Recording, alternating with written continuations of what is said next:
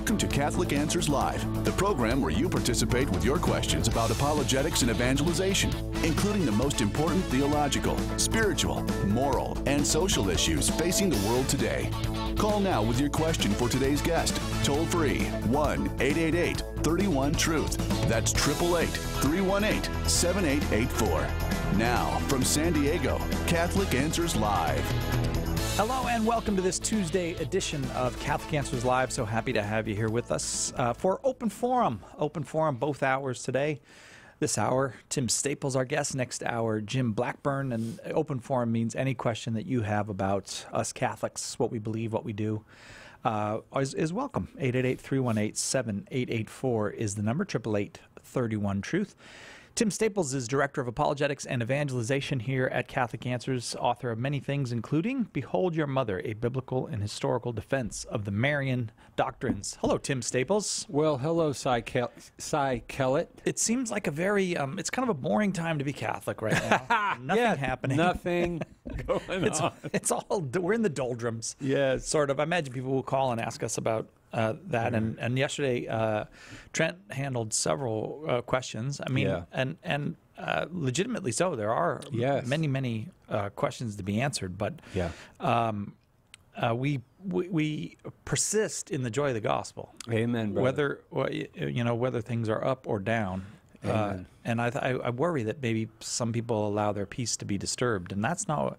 God doesn't want that. He doesn't want our peace to be disturbed. Absolutely. And when you're in the midst of a situation like this, we're kind of revisiting, aren't we, what we experienced back in 2002? Yeah, right. When we had the first sort of iteration of this crisis, and I think it was much worse in 2002, actually. Yeah. You know, the numbers and such that came out, and I think once again we have to say what we said back then. You know, we acknowledge that the church is not, folks, please hear this. The church is not a museum of saints. It's a hospital for sinners. We are always going to have sinners in the church. You know why? Because we have Cy Kellett in the church. And I'm not leaving. That's right. And Tim Staples and all of us and everyone listening, we are sinners. Now, that's not to make light of some of the heinous things that came out in 2002 and now have come out in Pennsylvania. You know, it's absolutely horrible. And, of course, anyone who would abuse a child, or not just a child, because that's a really small percentage of the cases. Although one case, as I thought Bishop Zubik, in an interview on Fox News, the present ordinary of Pittsburgh did a really fantastic job in his interview on Fox News with Brett Baer. He made the point that one abused child is one too many. And and that was a response to, is this a crisis? He said, one abused child is one too many. And of course, the pedophilia cases are absolutely horrid, and some of the things that have come out have been unbelievable. But as Bishop Zubik pointed out in that interview, we're talking about this most recent, that just came out a few days ago from the whole state of Pennsylvania, from the Attorney General's office there. We're talking about an almost 70-year period of time. And what can happen is you take the most egregious cases of the 300, and by the way, the 300 cases, these are accused. These are not, all of them aren't necessarily true. They don't point that out in the media. These are 300 accusations, and they say over 1,000 children, right? Horrible numbers, but this is over 60-year period. They take some of the most egregious ones and give graphic detail about them, which kind of puts into everyone's minds that this is pervasive and such. As Bill Donahue from the Catholic League pointed out, we're talking about 2% of priests, which is a large number, because there should be 0%. Right. We're talking 2% of priests. And so we do have to keep things in perspective, because I think people can get overly emotional and start overreacting. Whereas, again, I'll go back to Bishop Zubik's interview with Brett Baer, and he made the point that, the overwhelming majority of these cases are before 1990. Yeah.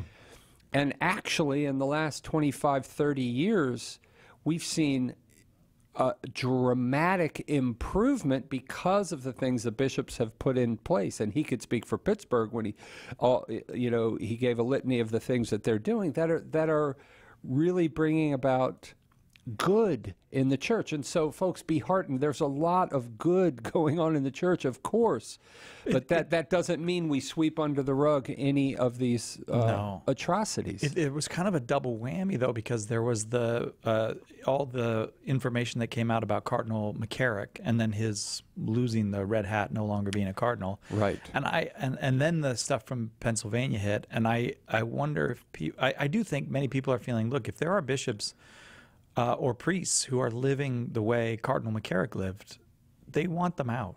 Yes. People want that to stop. Absolutely. And we do too. And everyone, I will say this too of Bishop Zubik in his interview with Bret Baier on Fox News. It's worth watching, folks. He said, I'm enraged, because Bret Baier was getting a little incensed, and he said, let me tell you, if you're feeling enraged, I am as well. I am enraged when I hear of those. He said, when I put this collar on 43 years ago, I wore it, and I wear it with pride. This means something to me. And for other people who have worn this collar to do these things, I am enraged. But what we have to do is apologize and repent and take steps moving forward to heal this situation. And that's what we are doing. And so praise God for that. There's a lot of good stuff going on right now. But folks, ultimately, I will toss out one caveat to folks. Whenever you look at the repentance coming from bishops or whomever, always look for the key. And you saw it from Bishop Morlino. A lot of people have been talking about his. Madison, Wisconsin, who wrote a brilliant letter of repentance and such, but he acknowledged what I think is the heart of the problem, and that is sodomy. You know, homosexual acts. Sodomy, and in fact, sodomy can be against girls as well as boys, by the way, so we don't want to get any more graphic than that. But the bottom line is we have to deal with the real issues of homosexuals, active homosexuals in the ministry. And in fact, we had an answer given in 1960 by Pope the Jolly John the 23rd, who issued a decree in 1960 that said any man who has same-sex attraction, he didn't use that language, but same-sex attraction to the point where it affects the personality, that man must not be admitted to holy orders, right? Not just acting on it, but even something that affects the personality where it's extrinsically visible in mannerisms and such. That's a formation problem, because we need men in the priesthood. We need men. And if you're not attracted to women, that's a problem, right? That's and I know it's not popular to say today, Cy, but even though attraction, male female to female, is not in itself sinful, it is a defect of character. And I am just one who believes that our priests need to be our special forces. These need to be men of the best of the best. The best of the best. You don't send wounded people or people with you wouldn't send a paraplegic into battle with the Navy SEALs, right? I mean, and so, I do think we need to return to sanity in the formation for priests and such. We need to get back to orthodoxy and preaching the gospel of Jesus Christ, because it's the power of God that ultimately will heal us, not our lawyers and PR people and saying the right words. No. We need to be converted. We need the power of Jesus Christ in our lives to transform us from the inside out. And we need to be listening to him and his gospel, not the world so much. Amen. We've listened too much to the world. Hey, why am I being told you're going to be away in October? On October 10th through 20th, you're going to be at the Fullness of Truth Conference in Australia? No, I'm going to be at the Fullness of Truth Conference. Oh, that's this weekend. This weekend. I got you. I read it wrong. In San Antonio, Texas. But yes, I'm going to be heading to Australia, and it's going to be amazing. I'm going to both Perth. This is going to be awesome. I'm flying into Sydney, and I'm doing a tour around. I don't even know yet. I think I'm doing a bunch of cities on the east coast of Australia. Then I'm flying to Perth for a week all the way on the West Coast, and I am stoked. Let me tell you, the folks in Australia are on fire for Jesus. Oh, wow. How cool. Oh, my goodness. I can't wait to get there. And so tell me a little bit about the Fullness of Truth conference then. I got them mixed up. What's that? This coming weekend, I'm going to be in San Antonio, Texas. I'm giving 2 talks, one on the Eucharist and one on the papacy. And believe it or not, I will be addressing some of the recent problems we've been experiencing at the conference there. And I don't have the information in front of me. I should. It's supposed to be right here. It's supposed to be right here. All I have is this Fullness of Truth conference this weekend. Yes. Well, check it out, Fullness of Truth. It's there on that fancy internet, but I'll have some information here after. It's on the fancy internet. Break. Huh? You can put it over on the regular internet. That's All right, we'll take a quick break. We'll be right back with your calls. It's Open Forum today on Catholic Answers Live. Catholic Answers Live. We're here for you. The leading Catholic voices are on EWTN Radio. I've got a few things here and there that I've learned along the way, and I like to do it. Plus, I'm always studying history, so I try to bring in some of the historical perspective, especially at a time in our history when people don't know much history anymore. Open Line with Father Mitch Pacwa, Wednesday afternoon, 3 Eastern on EWTN Radio. You've heard that St. Paul Street Evangelization supports hundreds of teams of evangelists sharing the good news. But did you know that some of these teams are public prayer stations? Set up a sign on the sidewalk and offer prayer and encouragement to those you encounter. Everyone needs prayer. Try this new method of witnessing to Jesus.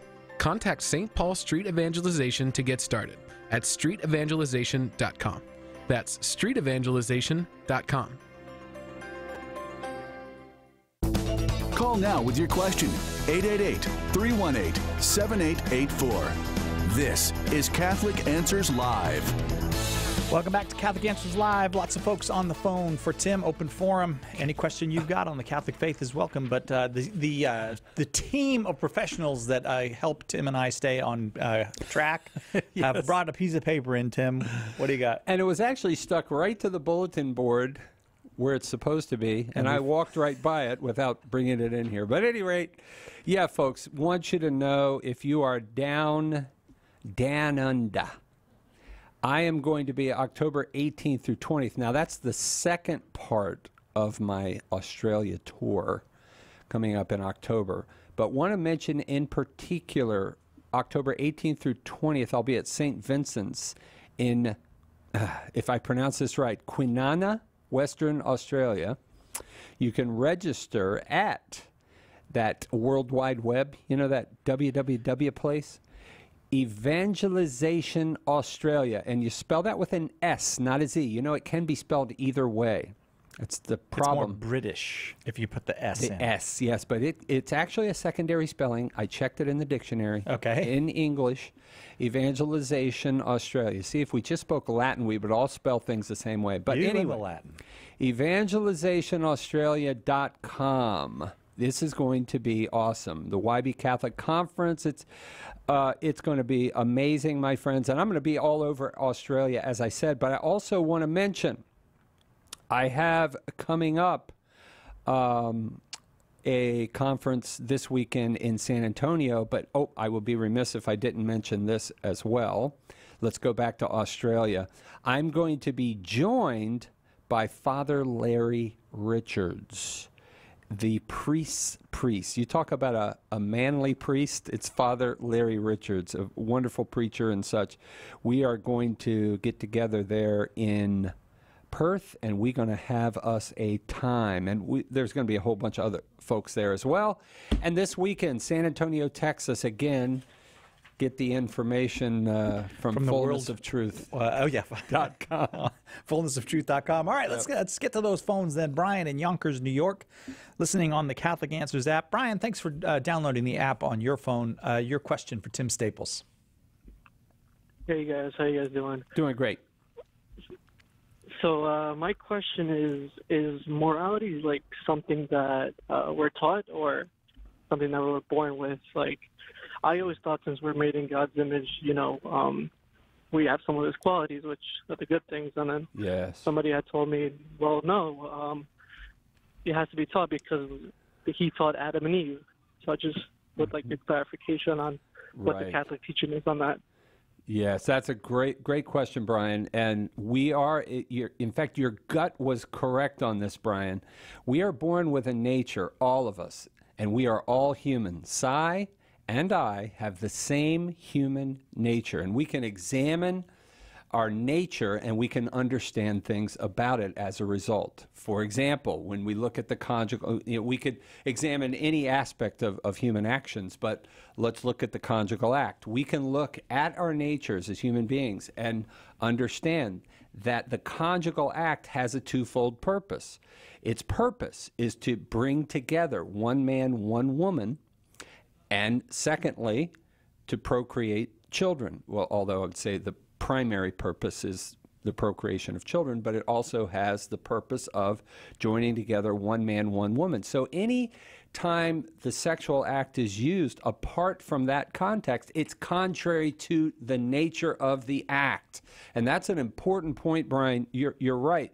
Whenever we're examining moral issues, we have to look at our natures and we have to look at the nature of the act that we're looking at. And that is part and parcel of how we teach people. So it's not that nurture is not involved. Sure it is. But nurture isn't involved in determining what our nature is and the nature of human acts. Nurture is involved in helping to reinforce this reality and encourage people to act like human beings. So if somebody is running around lying, we don't say, well, now let's see. Well, he's had a tough upbringing, and so, he has a little difficult time with the truth. So we'll say that telling lies is okay for him because of the way he was brought up. No, that's not what we do. As the Catechism of the Catholic Church tells us in paragraph 2485, it's contrary to the nature of the communicative faculty to tell a lie, because it's the nature of the communicative faculty to tell the truth. This is the foundation of civilization, right? Can you imagine if we just, well, you don't have to tell the truth, Cy, because you're a messed up guy. Well, what would happen to our whole court system, our legal system and such, which is rooted in a foundation of truth, so that when a man puts his hand up and says, I will tell the truth, that we can say, hey, he's going to tell the truth. And if he doesn't, we have a little thing called perjury that a lot of politicians are scared to death of, but it's a very important thing. So, Brian, you ask a really important question. So morality is determined by natural law, which is nothing more than as human beings, and remember, natural law does not apply to monkeys. Natural law uniquely applies to human beings. Natural law is nothing more than our rational participation in the eternal law, which is God himself, who creates everything with a purpose. Everything is ordered, including our natures and our actions, are ordered to particular ends. And if we act contrary to those ends, we act immorally. Does that help at all, Brian? No, it does. Thanks for your insight in it, and yeah, it makes a lot more sense now, so thanks. All right, brother. God bless you. Thank you for the call from Yonkers, too, because I just love saying Yonkers. Christopher in Nashville, Tennessee, you are up next with Tim Staples. Your question, please. Hi, guys. Tim, I've got a question for you. It seems like it's another moral one here.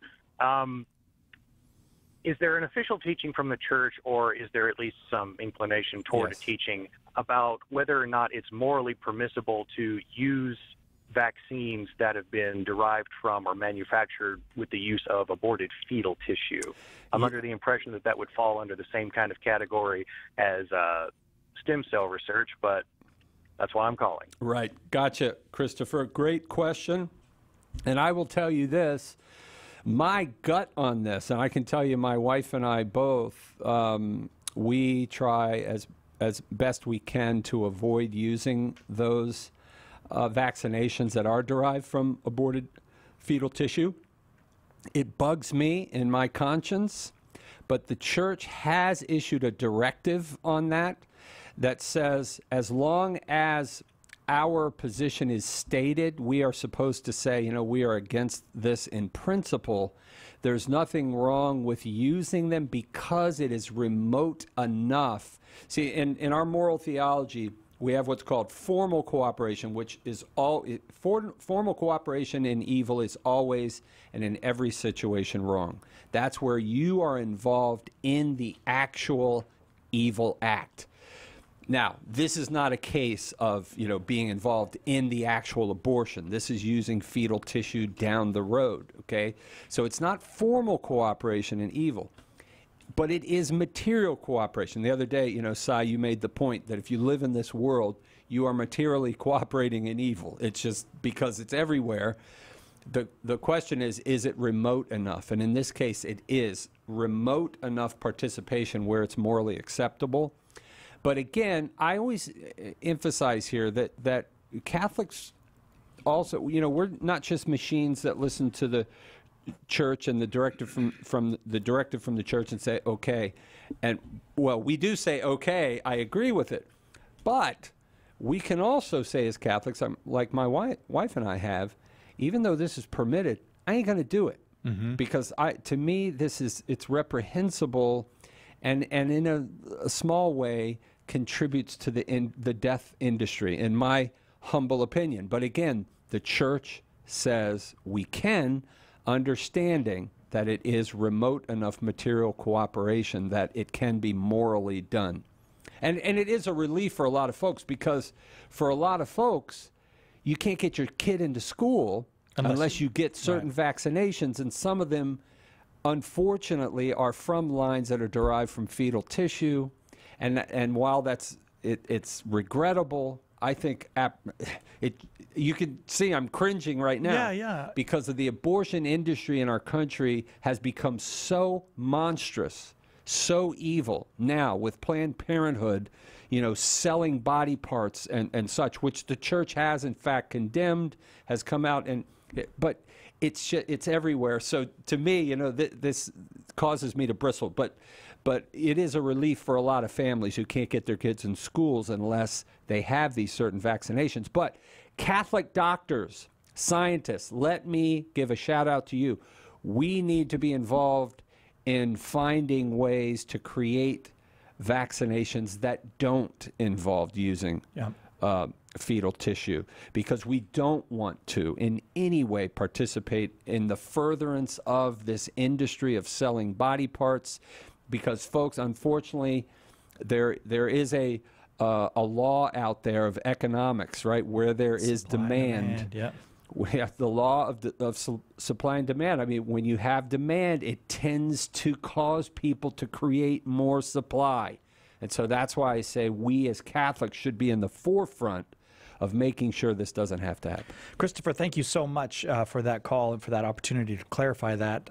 I want to say, and I love saying this, we welcome our friends in Britain and Ireland to call in. You have to just dial the country code 001 and then our number 888-318-7884. That's 001-888-318-7884. And the World Meeting of Families 2018 from Dublin. You can find live coverage all this week on EWTN TV and radio.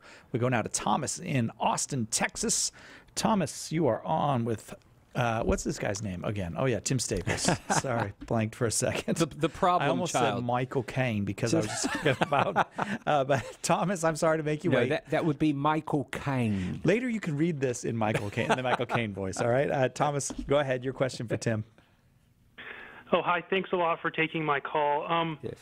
So I had a question about, like, social justice and Catholic social teaching. Yes. So, like, I know all of us should obviously be very committed as Catholics and Christians to social justice.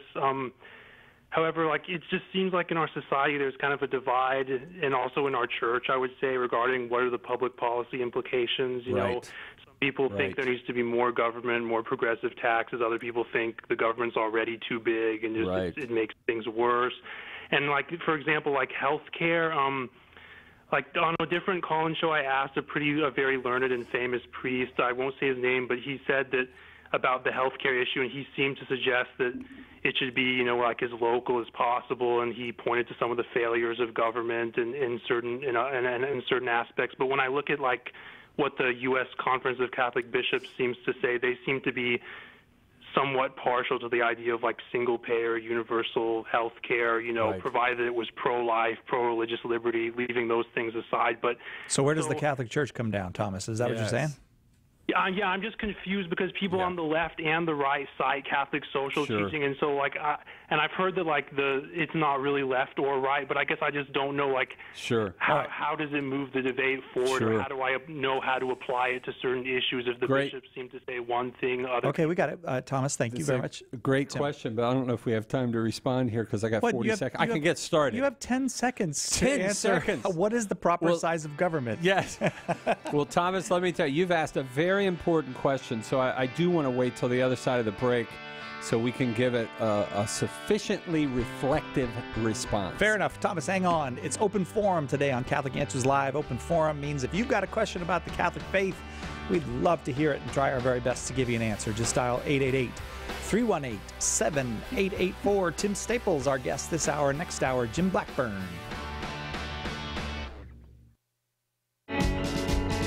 This is Archbishop Salvatore Cordileone of San Francisco. Thank you for listening to Catholic Answers Live.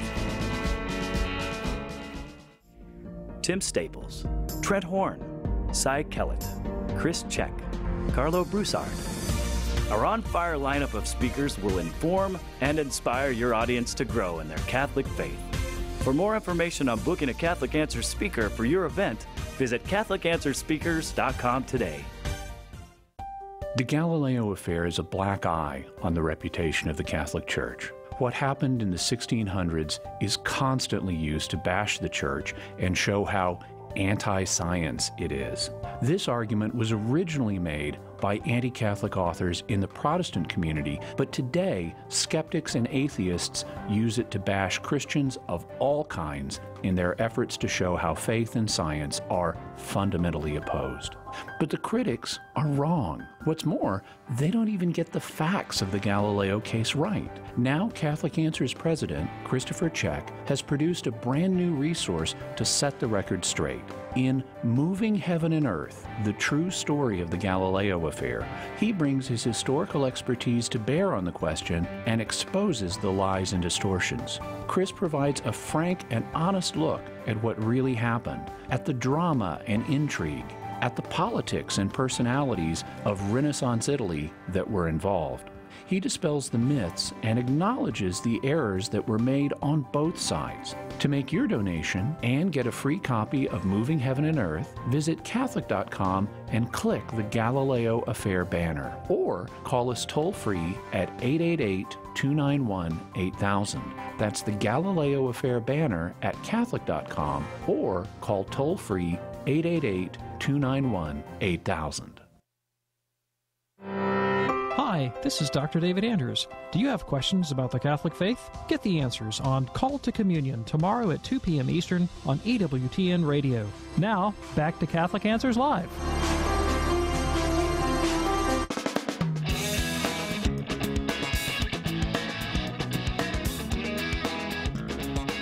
Welcome back to Catholic Answers Live. Cy Kellett, your host. Tim Staples, our guest this hour. And on the phone is Thomas.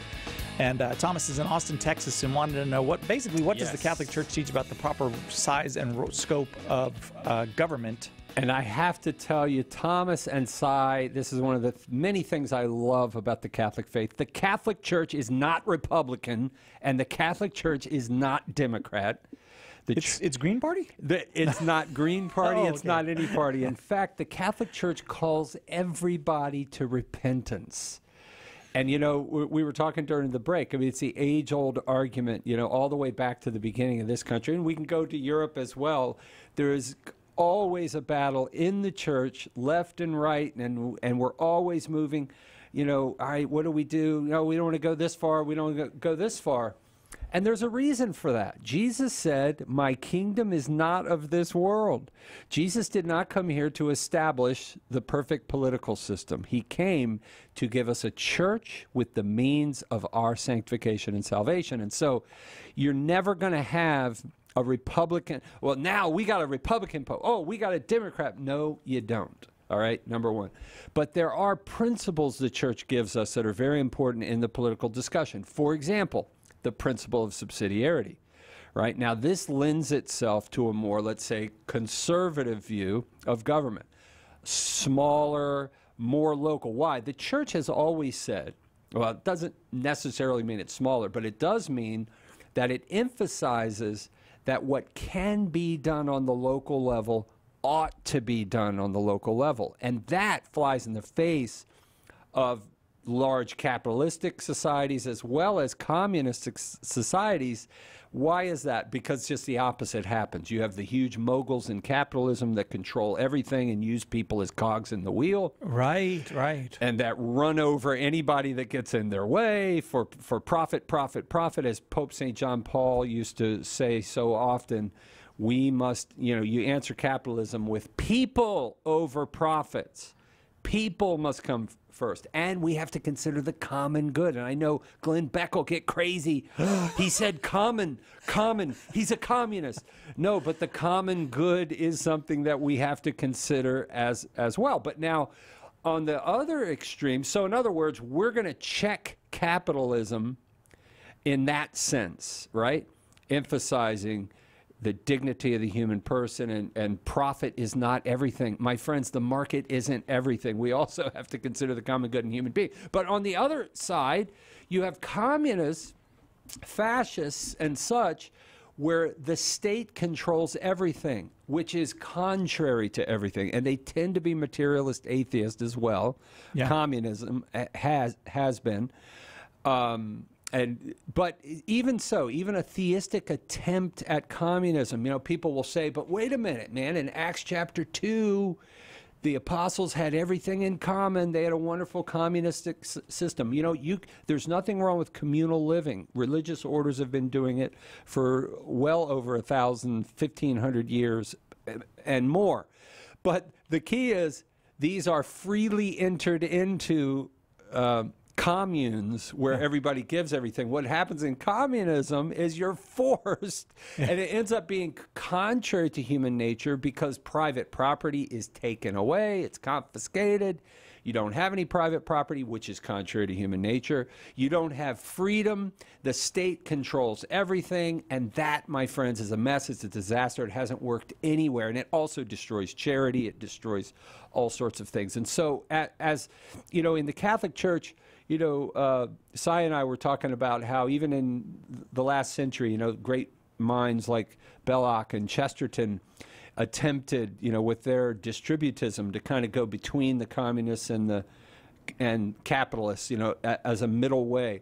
See, that's wonderful. I don't necessarily agree with everything in distributism with Chesterton and Belloc, but that's okay. We need to enter into the fray as Catholics. That should be our model, is that whatever party you're in, though I personally don't know how any Catholic can be a Democrat, that's just me, but I know it's possible because I think there's 2 pro-life Democrats left. Now, somebody's going to get mad at me. Somebody's going to get mad at me. I know where they live if there's only 2. That's right. No. I mean, there are. Now, I'm talking about in office. I see, yeah. Donnelly and maybe, I forget the others. Right. But, I mean, there are very few left. But you know what, folks? Whether we are Democrat or Republican, we have to be pro-life. Mm-hmm. We have to be engaged, and we need to be fighting for the common good. We need to be fighting for truth. And I'm going to tell you, I don't think there is a more important issue today in our world than abortion. And in our country, as much as we've got a lot of other stuff going on, I still think the wisdom of Pope St. John Paul II, I emphasize St. John Paul II in Christi Fidelis Laici, paragraph 38, is something we need to read and reread, where he gives a list of all sorts of rights we have as human beings, and they need to be protected, whether it's a right to home, food, education, health care. Yes, we have a right to these things. But as John Paul said, if the right to life is not defended to the utmost, the rest are mere illusions, number one. But then number 2, when you talk about rights, Cy, and forgive me, I'll leave it with this because we could do a whole show on this. When the church, both in Gaudium et Spes 26 and Christi Fidelis Laici 38 there, as I mentioned, and elsewhere, talk about these rights. Because human beings have rights to health care, to education, Some folks confuse that and think that means, well, it must be given for free because it's a right. Well, guess what? I have a right to food. That doesn't mean I can go and rob the local convenience store unless, extreme circumstances, my family is starving and people are hoarding food. That's a whole nother story. Not just because they got really good stuff and I want it. That's right. St. John Chrysostom says that belongs to the poor if people are hoarding it. But that's an extreme situation. Here's the bottom line, folks. Just because it's a right, a la health care. Some, and yes, I believe among the bishops who supported Obamacare, made their arguments. The committee of bishops made their argument in favor of Obamacare. I think it was greatly imprudent. Greatly imprudent. Why? Because as Christians, we have to be very careful to give that much power to a government that hates us. To give them control of health care when they hate us and they are contrary to our morals. You know what's going to happen? They're going to do things like force the Little Sisters of the Poor to support and pay for abortions.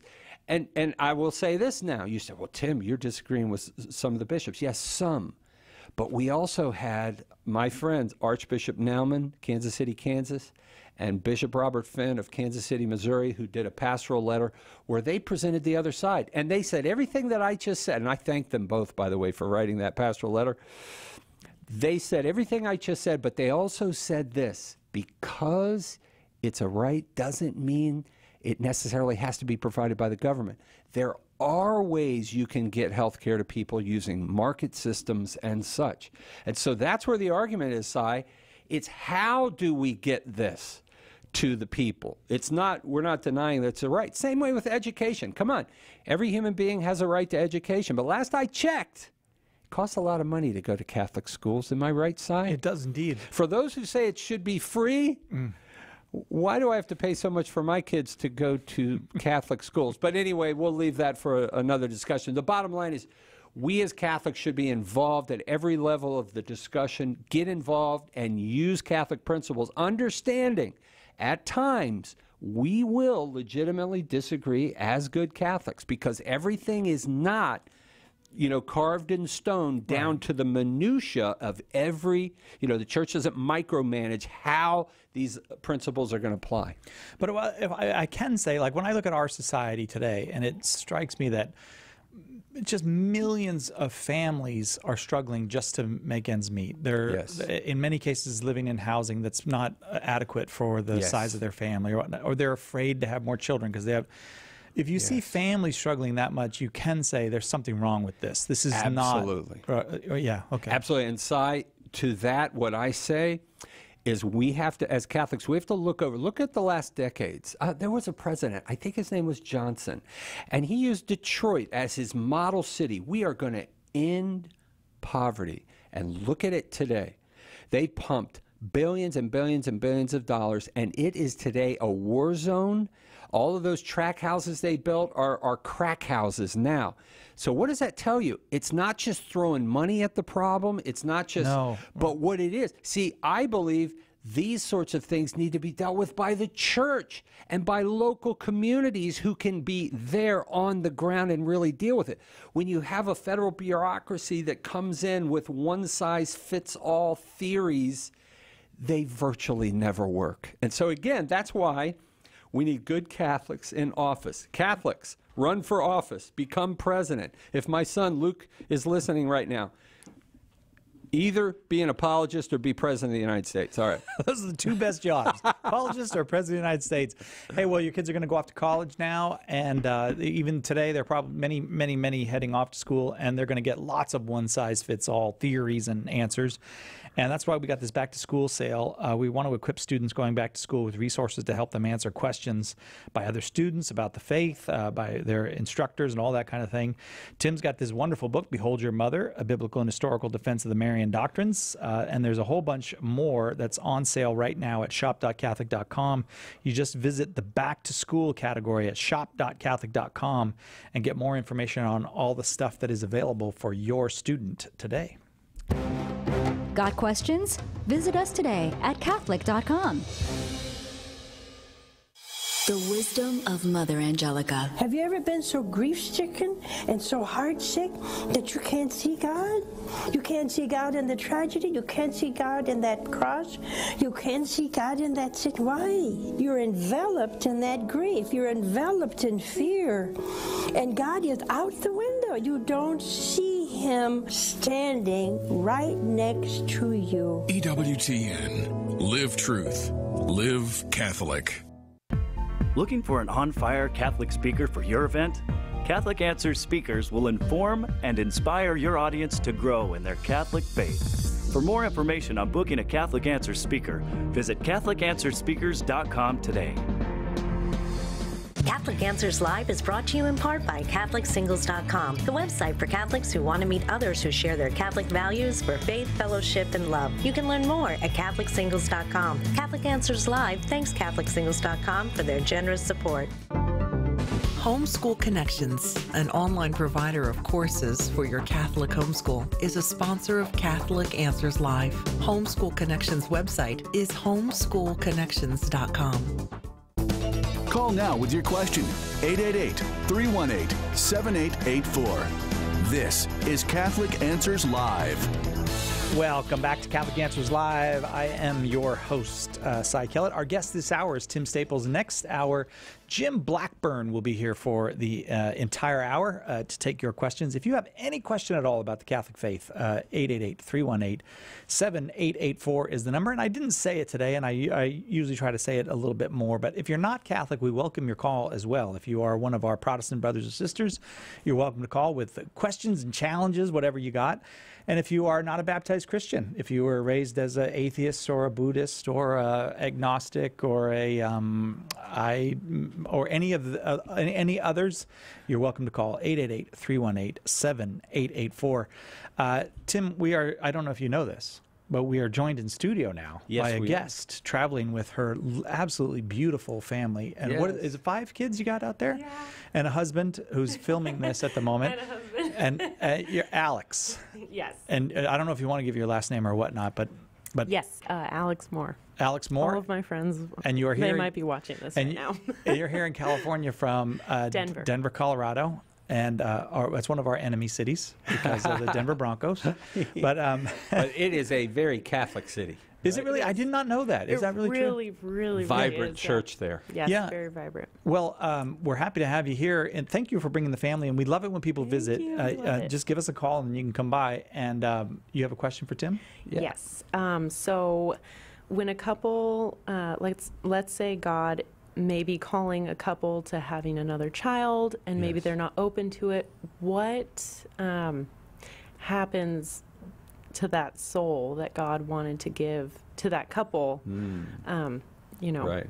It's a great question, and unfortunately, that soul will not be created because, as we know, I think it would be the Council of Vienna in 1312 or 1332, right in there, that defined that a human person is a hylomorphic reality, that is a body-soul composite, and the soul is created by God at the moment of conception, right? Well, that part would come later than the Council of Vienna, but that's what essentially constitutes a human person is a body-soul composite, but that soul is created by God at the moment of conception. So even though God willed for them to have that child, if they chose not to, then that child does not exist.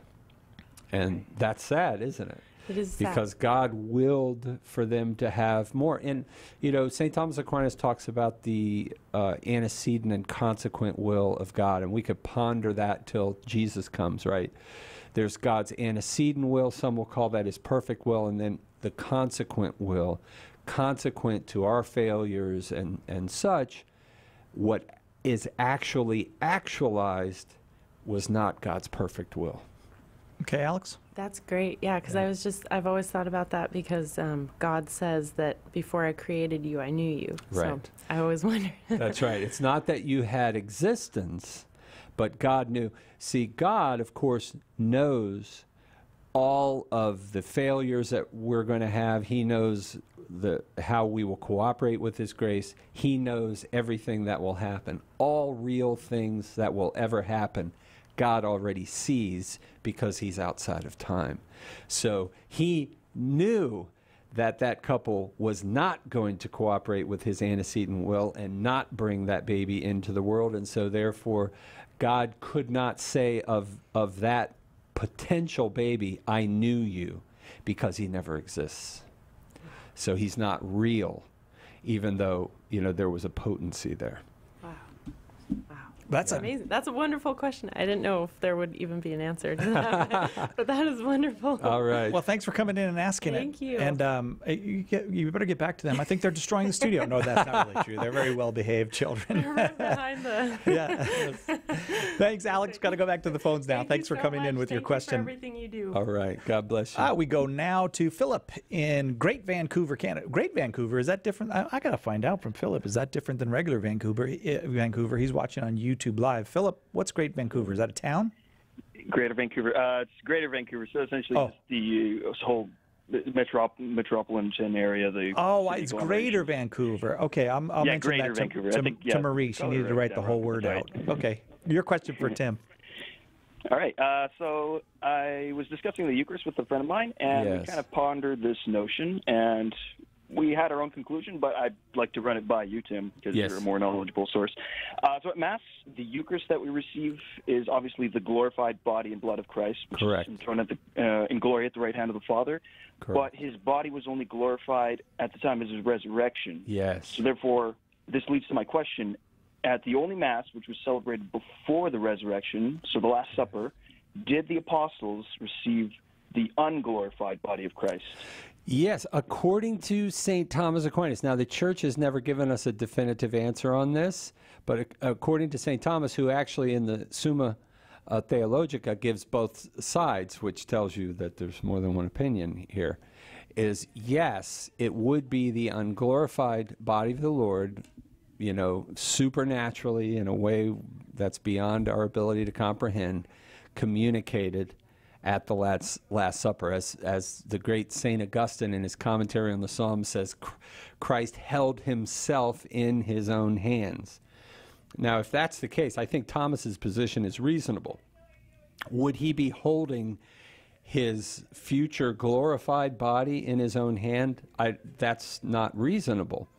It's reasonable to say that he would be holding his unglorified body in his own hand. But again, we're looking at something that is beyond the created order. This is a supernatural sort of thing. Like I always use you've heard me say this before, Si, the analogy of Mark 16:12 with Cleopas and the unnamed disciple on the road to Emmaus when Jesus appears to them. Mark's version, anyway, says he appeared in another form.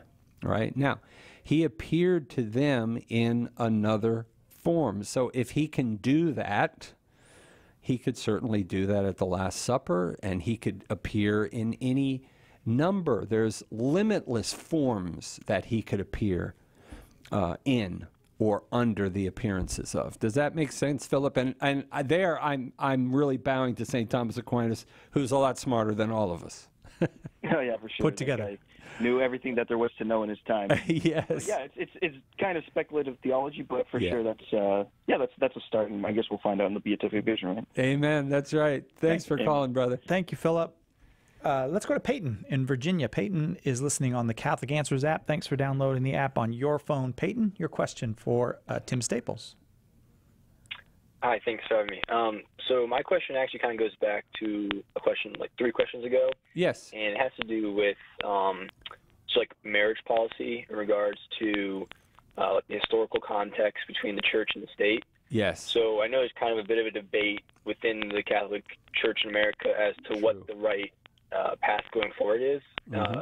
It's kind of like the Ron Paul / Tom Woods approach, which is leave it to the states or completely dissociate with the state altogether. Right. Or I just read a book recently called What is Marriage, Man and Woman at Defense, or something like that, I think it's called. And they pretty much were like, that's a terrible idea. Yeah. We need to think of the common good, such and such. So I was wondering, is there any kind of historical precedence within the church as how it used to be handled, or any kind of resources I could look into? Because just doing like a Google search, I didn't really find much came up about it. The history of marriage is a fascinating study, but I think from a magisterial perspective, what we have to emphasize as Catholics is what we find St. Paul saying in 1 Corinthians chapter 4, the famous text where St. Paul says we are dispensers of the mysteries of God. Now, of course, in Latin, that is the sacraments, right? The sacramentum. So, St. Paul is there saying that we, and he being an apostle, a bishop, we are the dispensers of the sacraments, right? So that when we're talking about the 7 sacraments, we're talking about the domain of the church. Now, marriage it's unique among the sacraments in as much as, especially in our Latin tradition, it's actually confected between the couple. The church must witness it. But East and West, we don't have an essential disagreement here, because, as Bishop Sheen famously wrote in one of the best books ever written on marriage, 3 to Get Married, that it's essential. Did you hear that, my Eastern Catholic friends? Essential that there be a witness.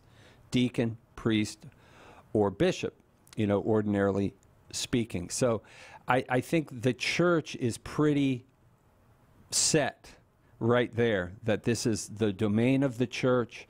There's necessary, ordinarily speaking. Now, there are extraordinary circumstances where marriages have to be done and have been down through the centuries, whether it's during the 300 years where the church was illegal in Britain, to, in the movie Braveheart. I love the way they portray that. You had to do marriages in secret because of the horrendous things that would happen, prima nocta. Have you seen the movie? Oh, I have, yeah. I've only seen it about 25 times. So, that marriage is a unique animal in that if there are times, and this, I think, to get to your question, I think, is in times of persecution or times where you have governments that are antithetical and even, persecuting the church, you do have to resort to things like that, where you can't have public, we can't have deacon, priest, or bishop necessarily there, and so the church allows for, marriages in secret, and those are valid unions because of the fact that the church, the husband, and I do think that's a point for the Latin side there. I'm just saying, that when it comes to validity, there's not an essential need, if permission is granted, for there to be a witness of deacon, priest, or bishop. And I will say this, the way that our government is going with the anti-Catholic rhetoric, and just look at Brett Kavanaugh, and the things, immediately the fangs start coming out. You're Catholic, and if you're Catholic, you better not actually be Catholic, because we're coming after you. I mean, we could easily, we have a president right now who is very Catholic friendly to the pro-life movement, and look at all the guff he's taking, and there's not much he can do. And those that are friendly to the pro-life movement and pro-Catholic, imagine what happens if we get a few more presidents who are anti-Catholic and such. I mean, we could find ourselves in a place where we're doing a lot more of that sort of thing. So there is, that when it comes to the form of the sacrament, and certainly, the accidentals of the sacrament, the church can be very creative during times of persecution and so forth, and that's a matter. I can't, I'm trying to think. I can't think offhand of a good book that goes into the history of it. Can you, Si? I cannot. No. Yeah, I can't. But that's something I could look into, and maybe if you leave your email address with our caller, I could get you something on that. Can you do that, Peyton? Yeah, that'd be great. Okay, thank you so much. Yeah. And thank you, Tim Staples, for a fine hour. It goes quickly, huh? Yeah, man. And once again, they ask great questions. That last one was really good. It was, yeah. And it was really nice to have that family visiting us that came by. You're always welcome here at Catholic Answers. We love it when people come by and visit us for the show. Just look up our phone number on the, what do you call that? The fancy internet. Yes. And and find it, give us a call, and we'll make time for you to come by. Also, I want to again say we welcome our friends in Britain and Ireland. Give us a call at 001, or is that not 1, 888-318-7884. And don't forget to catch all the live coverage of the World Meeting of Families this week on EWTN. Next up, more Open Forum. Jim Blackburn will be in here. If you're on the line, stay on the line. If you haven't dialed yet, the number is 888-318-7884. Right back with more right after this.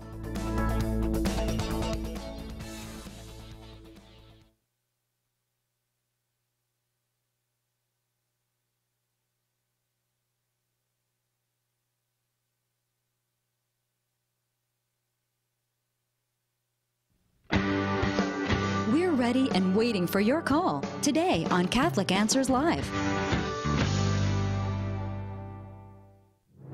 With the recent commemoration of the 50th anniversary of the release of Humanae Vitae, there have been fresh attacks on Catholic teaching from outside and, unfortunately, inside the Church. That's why Catholic Answers thought it critical to provide a vigorous affirmation of Paul VI's prophetic wisdom with our newest book, Inseparable: 5 Perspectives on Sex, Life, and Love in Defense of Humanae Vitae. We asked 5 distinguished contributors to reflect on and defend Humanae Vitae from 5 perspectives, each of them compelling, together forming a mosaic of truth. Don't be caught uninformed when the topic of contraception comes up among friends, family, and co-workers. Order your copy of Inseparable today by calling 1-888-291-8000 or visiting the shop at Catholic.com. A generation ago, Christian parents didn't have to worry about how to explain transgenderism to their 9-year-old or help their teenager deal with mockery at school for believing in traditional marriage.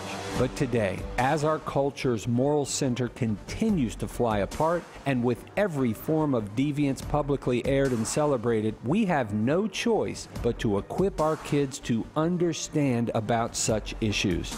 In Made This Way, How to Prepare Kids to Face Today's Tough Moral Issues, Layla Miller and Trent Horn give parents the crucial tools and techniques to form children with the understanding they need, appropriate to their age and maturity level, to meet the world's challenges. Silence can no longer be an option. If we're not teaching our children how to understand tough moral issues, then the world will.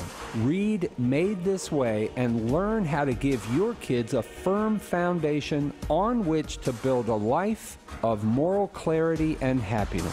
Order your copy of Made This Way today by calling 1-888-291-8000 or logging on to the shop at Catholic.com.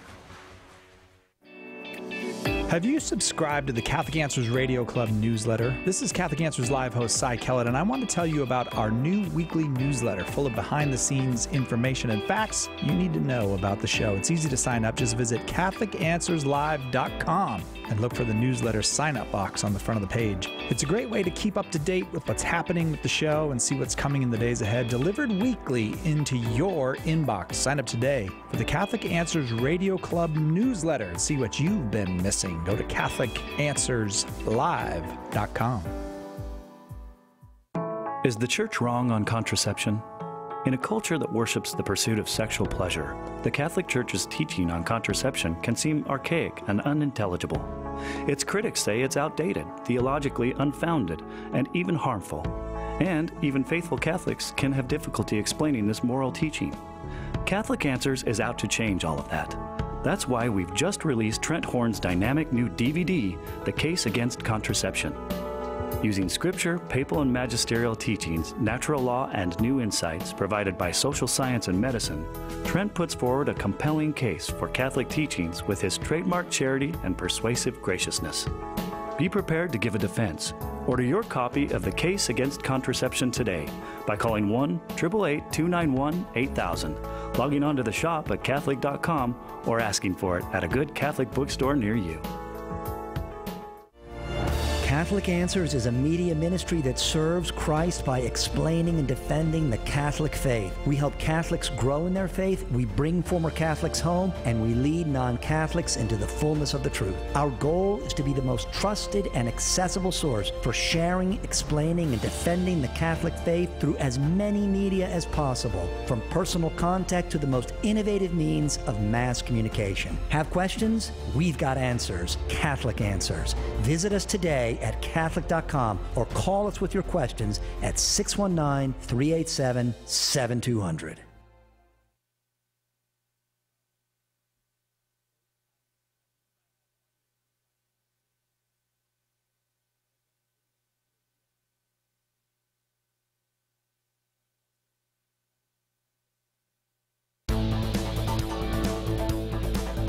Welcome to Catholic Answers Live, the program where you participate with your questions about apologetics and evangelization, including the most important theological, spiritual, moral, and social issues facing the world today. Call now with your question for today's guest. Toll free 1-888-31-TRUTH. That's 888-318-7884. Now, from San Diego, Catholic Answers Live. Well, welcome back to Catholic Answers Live, Tuesday, Open Forum Day. So happy to have you here with us. I am Cy Kellett, your host. And if you've been hanging, don't worry, we're going to get to you. If you've been on the line for a little bit, we've got Jim Blackburn here with us. Jim is among the speakers you can book at your parish or event at CatholicAnswersSpeakers.com. He formerly supervised the Q&A department here at Catholic Answers. He's a renowned author and speaker. His books include 101 Quick Questions with Catholic Answers, Marriage, Divorce, and Annulment, as well as a bunch of 20 Answers books in the series, the 20 Answers series. He's got one on Scripture and Tradition, one on the papacy, one on homosexuality, one on divorce and remarriage. Jim Blackburn, welcome. What happened to Jim Blackburn? I don't hear his voice. Oh, sorry, you weren't there for a minute now. You're back. I said, okay. Hi, Jim Blackburn. Hello, Cy. Thank you for having me. Happy to have you. Sorry to have dropped you out there for a second. Now, I listed 4 20 Answers books ending with divorce and remarriage. Have you done any new ones in the meantime? I'm working on another one right now for publication this fall on the early church. And it's going to be, there's so many Protestants, so many non-Catholic Christians who have no idea of what happened from the time say Jesus ascended into heaven, and we have some history in the Acts of the Apostles, but what really happened after that, and when did the Catholic Church come about, and all of this, and I think it's really important to get that information out there. There are a lot of resources, early Christian writers, and historians who tell us what happened during that time period of the early church, and we really. When we study that, we read it, we come to the understanding that the church that Christ founded is the Catholic Church, and it's the same Catholic Church that still exists today. Okay, so say I say to you, Jim Blackburn, as I sometimes hear people say, I just want Christianity the way Jesus taught it. I don't want this hierarchical and sacramental church. I just want the church like it was right in the beginning. What would you say to him? I would say that's exactly how the church was from the beginning, because Christ did found a visible hierarchy of his church. The apostles were people who were set apart from his other disciples to be a hierarchy, and they went on to appoint others to take their place and to build the church up. They also, every one of the sacraments we can see being instituted by Christ in the New Testament. Marriage being elevated to the dignity of a sacrament. But every one of them are there. So the church from the beginning was both hierarchical and sacramental. And these are actually some things I'm going into in my new 20 Answers book. Are you going to name names? Will Clement be in there, and Ignatius and Polycarp and those guys? Yep, the Apostolic Fathers are in there quite a bit, as well as the fathers who followed in their footsteps. So it's, I think, just really chock full of quotes from these early Christians who show us, who demonstrate without a doubt, this church was Catholic.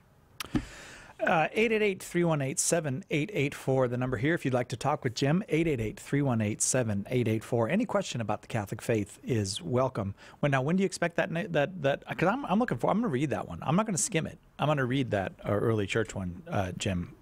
Great. I'm not saying I skimmed your other ones. I'm not saying that out loud, but I am saying I'm going to read this one. Well, ask Todd, but there are there's a group of them that are going to be coming out sometime in the fall. I don't know when the actual publication date is. I know that I need to have my manuscript in sometime in the next couple of weeks to Todd. So it is something that's coming along pretty quickly, pretty soon. Looking forward to it. As long as I can get it before Christmas, man. Oh, yeah. Okay. Fall comes before Christmas. Jim Blackburn, you know so much. You know so many things. Let's test your knowledge. Let's go to Caroline in Erie, Pennsylvania. How's that? Sounds good. All right. Let's see. Caroline, are you there? You got a question for Jim Blackburn? Yes. Good evening and God bless. Thank you. You too. Good evening. I have a question that I never really thought about until the death of my mother earlier this year. I'm went sorry. To Catholic school. Thank you. Thank you so much. And I never really, I always remember learning about judgment after death and, heaven, hell, those kind of things. But as I've been listening to the radio the past few months and maybe even before my mom's passing, hearing about the particular judgment, and I didn't realize that it was something that happens, from what I understand, upon the moment of death. And I'm wondering how a person, like in my mother's case, who became ill and had her anointed, and she was kind of in and out for the week, and I don't even know if she realized she was dying. We never talked about it. And also had a brother killed in a car accident many years ago, and I'm just wondering how a person could be prepared. I know it's a mystery, of course, that can't be explained in one way, but how would someone be prepared to face Christ after those kind of deaths? Where, like I said, especially because then you think, I know my mother was a wonderful woman, and my brother, he was only 26, but I just think that it was sort of shocking to me to think about that. Yeah, and Caroline, keep in mind, while we can't know for certainty what their particular judgments were, we know that God is just, and if you know your mother to have been a good person, was she a Catholic, Caroline? She was actually a convert from her early age. So she was a Catholic. Yes. Was she able to be administered last rites in their final days of life? She was able to be anointed and to receive the viaticum. So that's I was so absolutely blessed about that. Beautiful. Yes. Well, those to be able to receive the sacraments before death are really a good reassurance that you can know that you can trust that she probably did die what we say would be a happy death. But this is what we need to do. We need to die in a state of grace, free from the guilt of mortal sin. Confession provides that for us, and when we receive viaticum, that's the Eucharist, a term meaning for the journey. These give us grace in our souls and prepare us then for that supernatural life in heaven.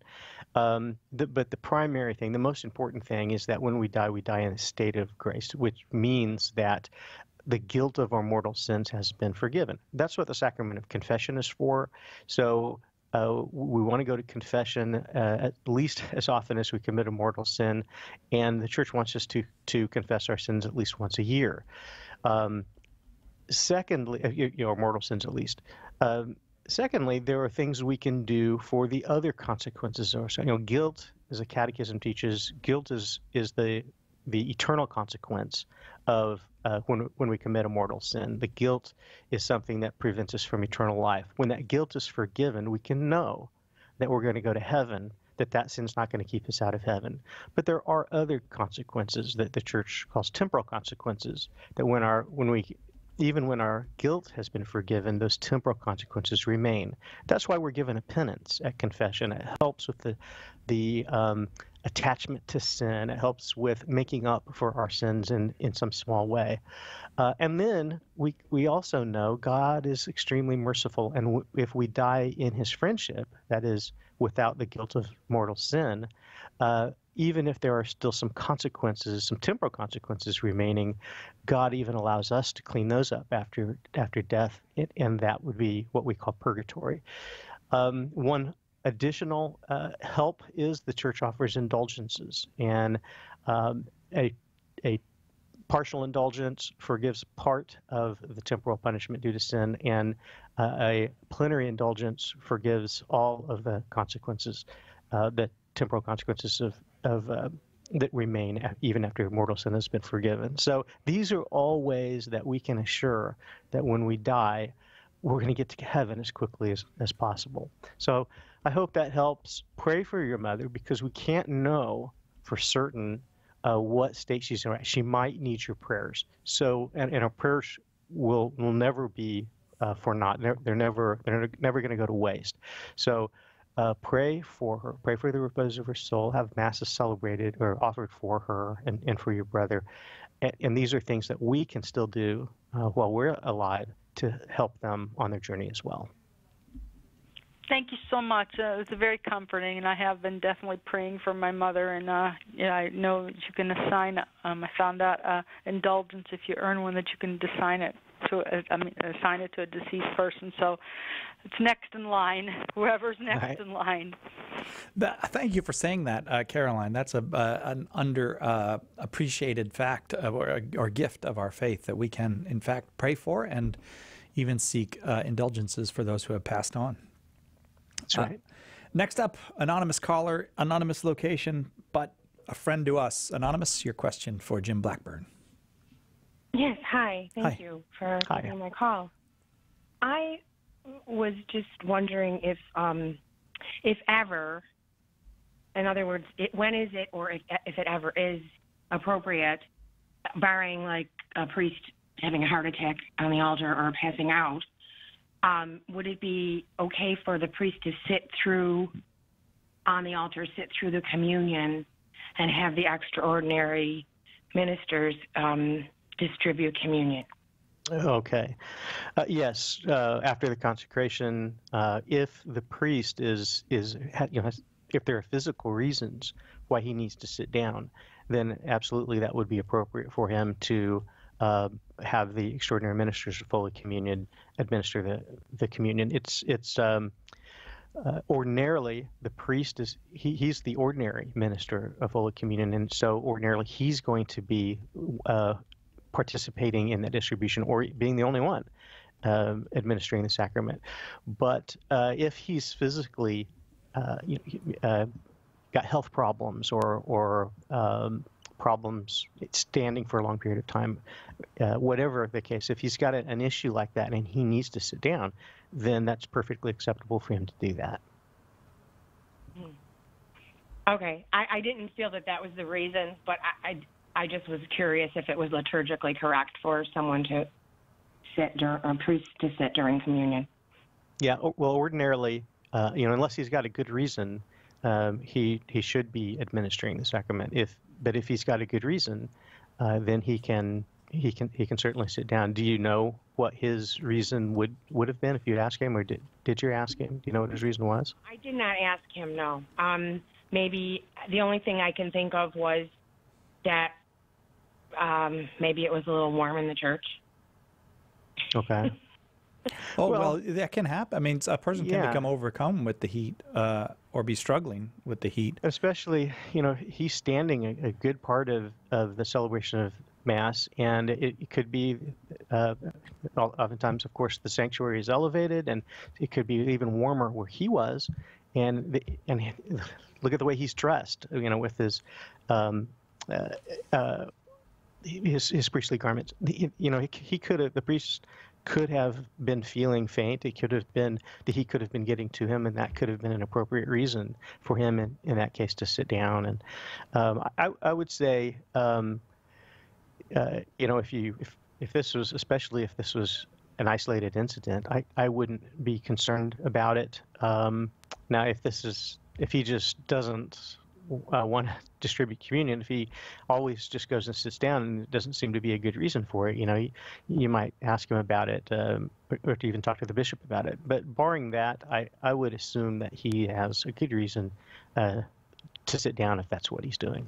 Anonymous, thank you so much for that call. All those books we talked about that Jim wrote, all those 20 Answers books we were talking about at the beginning, they're on sale. Right now we have that back to school thing going on, and 20 Answers, his 20 Answers books are part of the 20 Answers student pack, a very special student bundle of 20 Answers booklets that give your student heading off to school answers to questions they are most likely to face as they head back to school. Visit the special back to school category at shop.catholic.com for more information. We've got dozens of great resources on sale to help shore up the faith of your student returning to school. Visit shop.catholic.com and look for the back to school special. Often, when confronted with the apostles' claim that Jesus rose from the dead, people ask if they made it up. And it's a reasonable question. So, did they? I don't think so. And here are a few reasons why. First, the early Christians had nothing to gain and everything to lose in lying about Jesus' resurrection, which makes their testimony credible. As Paul argues in 1 Corinthians 15, the only outcome for him lying is persecution and death. How does that serve as motivation for a lie? Second, the gospel writers include women as the first witnesses. This is a big no-no if you're trying to fabricate a story in first century Judaism. According to the first century Jewish historian Josephus, the testimony of women wasn't considered reliable at the time. So, there's one thing we can be certain of. The apostles weren't lying about Jesus' resurrection. I'm Carlo Broussard with a ready reason for Catholic Answers, Catholic.com. What's stopping you from becoming a Catholic? Why can't women become priests? I don't understand why I have to earn salvation. How is it possible that God created everything? Why do I need to confess my sins to a priest? Why is the Catholic Church so unwilling to The Catholic Church is too rich. Catholics worship Mary and are committed. As far as I'm concerned, all religions are equal. You are called to communion with Dr. David Anders. Tonight, 11 p.m. Eastern on the EWTN Global Catholic Radio Network. Call now with your question, 888-318-7884. This is Catholic Answers Live.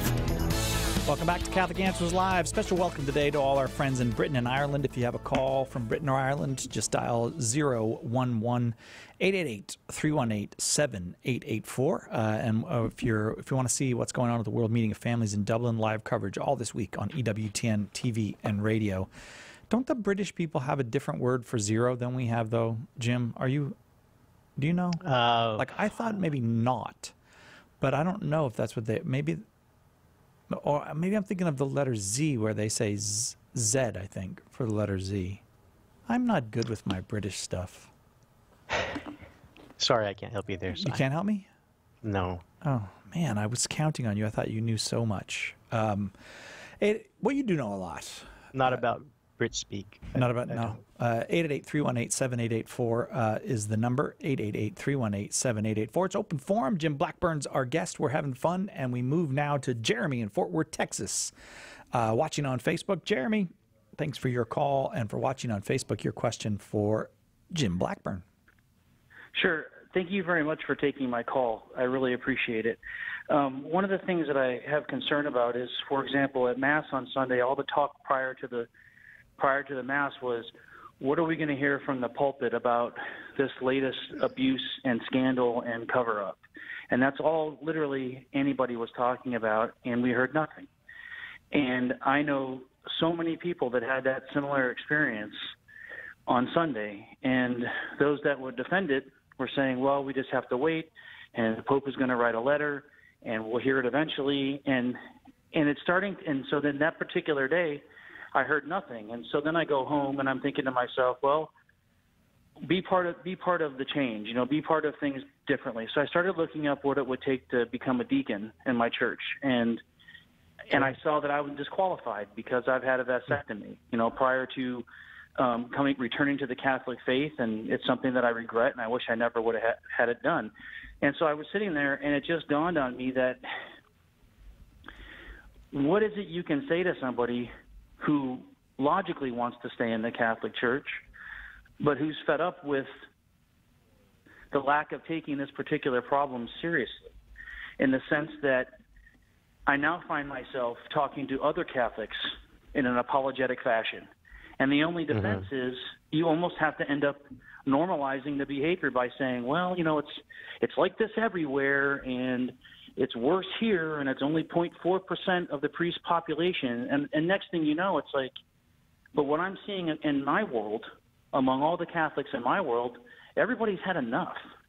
And it's like, and you start hearing the particulars of this, you start hearing the particulars of the abuse, and it is, I mean, I'm a psychotherapist. I mean, I have a clinical practice, and it makes the hair on the back of my neck stand up, And I guess my question is, it's like, I'm eliminated from being in the deaconate because I've had a vasectomy prior to returning to the church, and I'm sitting here going, it's starting to not make sense. And it's not making sense to a logical, understanding, and reasonable person, which is what I consider myself to be. Okay, so I think, Jeremy, primarily your concern is where is the response, say, from our bishops? Where's the response from the Vatican on this? And what came to light recently in Pennsylvania is almost like what happened, 15 years ago, all over again. And it's tragic. It's a tragic situation when these things come to light. But two things. First of all, I'll tell you, I'm in the Diocese of Orange. I live in Orange County, California, and the Diocese of Orange, our Bishop Kevin Van, he wrote a very nice, encouraging, thoughtful letter. It was read in all of the parishes this past weekend at the Saturday evening vigil masses and the Sunday masses. It's printed in bulletins. It's on parish websites and the diocesan website. So I can speak for my bishop locally. He is speaking out on this. He is saying something. You're not experiencing that maybe in your area right now, Jeremy, but I believe you're in Fort Worth, Texas, so you probably know who Bishop Kevin Van is because he came to the Diocese of Orange from Fort Worth. Secondly, what do we say? Yeah, we find ourselves defending the faith, even among Catholics who are scandalized by what has come to light in Pennsylvania, and these scandals that come to light from time to time. What do we say? Well, I did write an article about this several years ago, and you can find it at Catholic.com. It's titled "Scandal: There is Nothing New Under the Sun."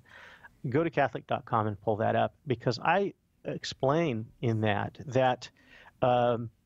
even though we see this happening right here in our day and in our time, this is something that has always been an issue in the church. It was an issue in the very first century. It was an issue in the church even when Jesus founded his church. One of the apostles he appointed was Judas, and Judas would betray him. And it would be said of Judas that it would have been better had he never been born. Talk about scandal. We have this from the first century.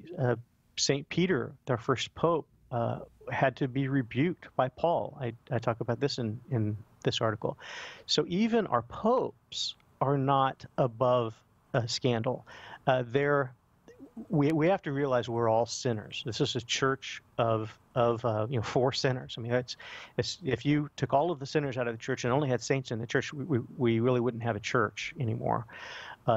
So we need to realize that even our hierarchy, even our bishops, and sometimes even our popes down through the history of the church, have sinned in a way that becomes public and causes scandal. But we don't want to walk away from Christ and his church because there are some bad eggs in the hierarchy. If we did that, then in the very first century, we would have walked away from the church that Christ founded because of Judas. And we would not have wanted to have done that and separated ourselves from this church that Christ founded. And just as that have been true then, it's true today.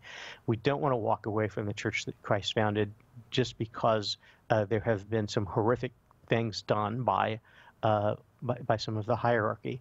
What we need to do is do what we can as the laity to help get rid of this problem. It's largely, I think it's very clear, it's largely a problem of homosexuality in the priesthood.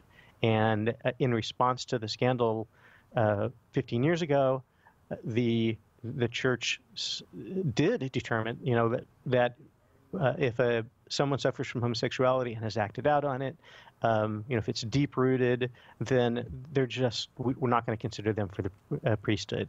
Maybe today it should be if a person suffers from homosexuality at all, whether he's acted out on it or not, maybe it could be that he's just not fit for the priesthood. It's not to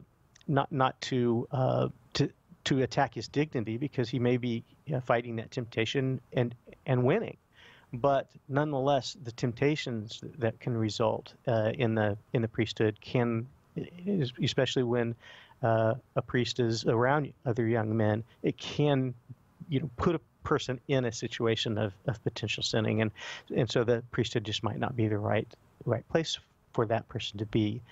So I think, Jeremy, in final answer to your question, I hope that your local bishop will address this. I hope that U.S. bishops will get together, do some house cleaning, and respond to the faithful in such a way that the faithful will remain faithful.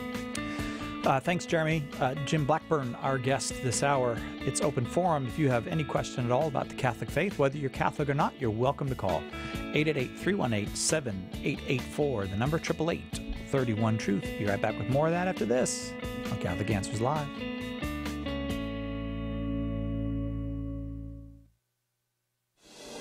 A generation ago, Christian parents didn't have to worry about how to explain transgenderism to their 9-year-old or help their teenager deal with mockery at school for believing in traditional marriage. But today, as our culture's moral center continues to fly apart, and with every form of deviance publicly aired and celebrated, we have no choice but to equip our kids to understand about such issues. In Made This Way, How to Prepare Kids to Face Today's Tough Moral Issues, Layla Miller and Trent Horn give parents the crucial tools and techniques to form children with the understanding they need, appropriate to their age and maturity level, to meet the world's challenges. Silence can no longer be an option. If we're not teaching our children how to understand tough moral issues, then the world will. Read Made This Way and learn how to give your kids a firm foundation on which to build a life of moral clarity and happiness. Order your copy of Made This Way today by calling 1-888-291-8000 or logging on to the shop at Catholic.com. Looking for the best and solid Catholic resources that can answer your questions on all things Catholic? Looking for books, audio, and DVDs by the top Catholic thinkers and speakers on the planet today? Stop in today and visit the shop at Catholic.com. All of our resources are time-tested, apologist-vetted, and trustworthy and faithful to the teachings of the Catholic Church. There's no better source for solid Catholic resources anywhere on the internet. When you're shopping for good Catholic books, CD, DVDs, and more, turn to someone you can trust. Visit the shop at Catholic.com today. That's shop.catholic.com. Hi, this is Dr. David Anders. Do you have questions about the Catholic faith? Get the answers on Call to Communion tomorrow at 2 p.m. Eastern on EWTN Radio. Now, back to Catholic Answers Live.